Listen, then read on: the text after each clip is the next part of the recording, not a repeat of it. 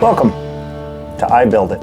I'm Jeremiah, and today we are going to just do a little review on a computer case that I purchased here. It's the BitFenixGraph. Don't really know much about this company or anything. So let's open up this case and see what we've got.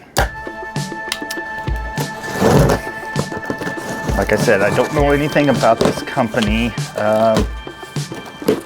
Just ordered this on a whim from Amazon. The price was right, and it looked like it would do the job for what I wanted. What I was looking for is a mid-tower case that allows for ATX form factor. So, I do have to say relatively standard on its packaging. Its styrofoam seems to be relatively held together. All right, let's get it lifted up.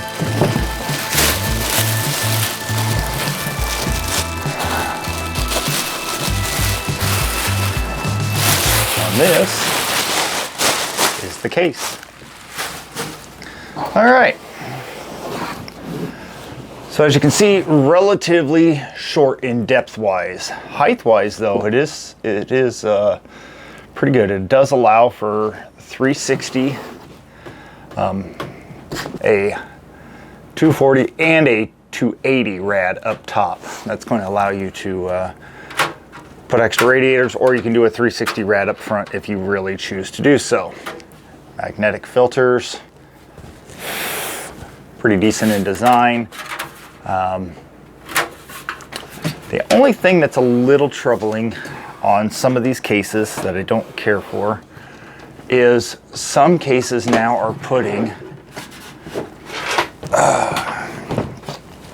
all the power supplies and everything up front here, which if you have a case that is up top on your desk and all you're doing is reaching up to push down on it and stuff, that's probably a pretty good thing. But if you have it underneath your desk and it's close in height, then that would pose a little bit of an issue. But at the same token, you want to have airspace at the top. I would recommend at least a couple inches. There is no ventilation on this other side whatsoever. There is, however, some ventilation on the bottom, and it actually seems to go all the way down. Now this has a vent cover on it. It is snapped into place, but it's also held into place by a screw. You could technically take this off just by removing this screw as well. So on the spec side here, we can see it's got a fan control setup plus lighting, so it looks like everything is fairly good for their 3 fans. There is no extra room here for allowing any extra fans or any extra stuff to be attached to that. So you've got 1 rear fan and your 3 front fans.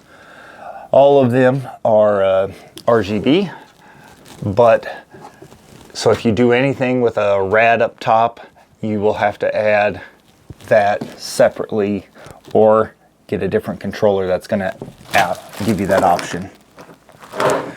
Standard spot for your power supply to go in underneath.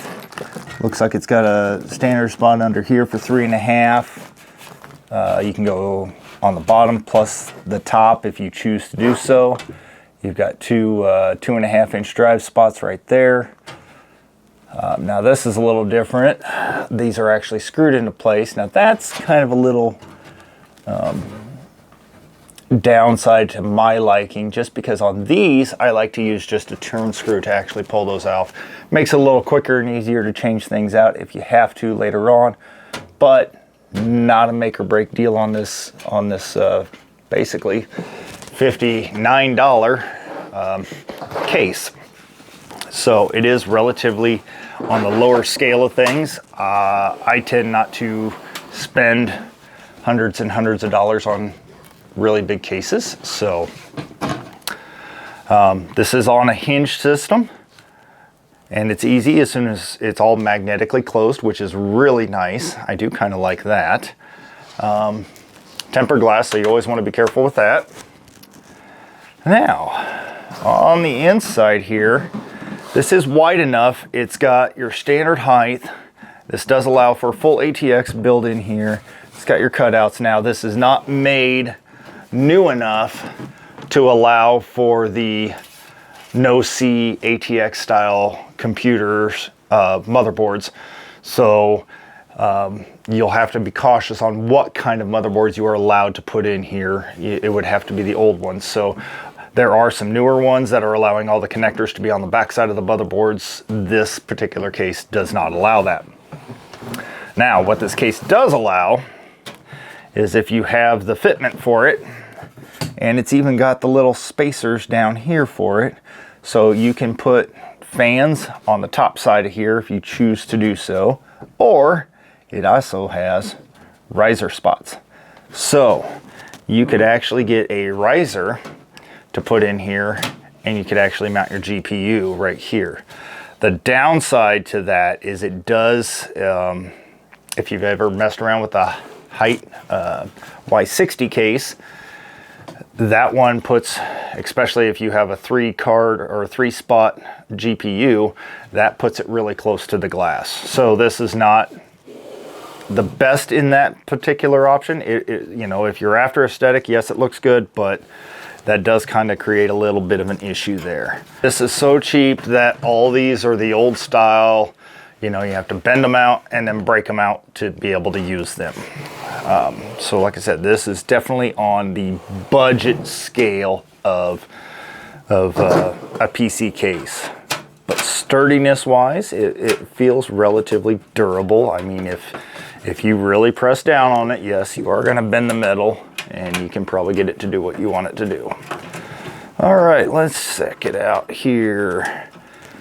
This comes with 120mm fans, but you have the option to go up to 140mm fans if you choose to do so. It's got the spacing for that. And other than that, this also allows, at the top part, it has an LED light that allows you to change your different display modes on the inside as well. And other than that, it's a pretty basic case. Let's see if I can peel this front off here. Yep, just snaps on. Okay, so it's a very fine mesh. There's nothing that comes out of this either way. Like I said, it's got their 3 fans set up on here. So you can do your fans on the front, AIO in the back. So we've got your whole bag here that gives you stuff for your fans, stuff for your motherboard. It's not really separated out, so this can pose a little bit of a problem trying to figure out what goes to what. But it does at least have directions in there, kind of gives you a little idea. Comes with a single USB port on there, HD audio for that. This is your main fan connector. So this is the front panel connector. This allows you to connect all your pieces for your power supply, reset switch, and hard drive light. These are separated. It's not all together like some of these allow. In the more expensive computer cases, they have it all attached together. And then of course you also have your SATA cable that connects into your fan control setup. And these are all on a 4-pin, or not a 4-pin, a 3-pin RGB setup. And there is no USB-C on this. It's only just one USB 2 and 2 USB 3s at the top here. And then you still have your audio in and out. So anyway, I am going to do a build on this case at some point in time.